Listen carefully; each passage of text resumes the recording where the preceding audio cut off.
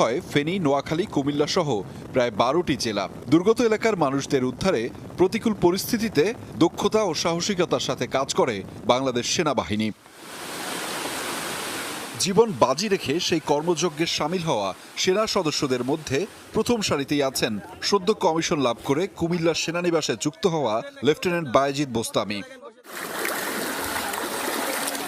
কখনো কাঁধে করে বন্যাপীড়িত শিশুকে উদ্ধার, আবার কখনো কোলে করে বৃদ্ধা মাকে নিরাপদ স্থানে নিয়ে যাওয়া।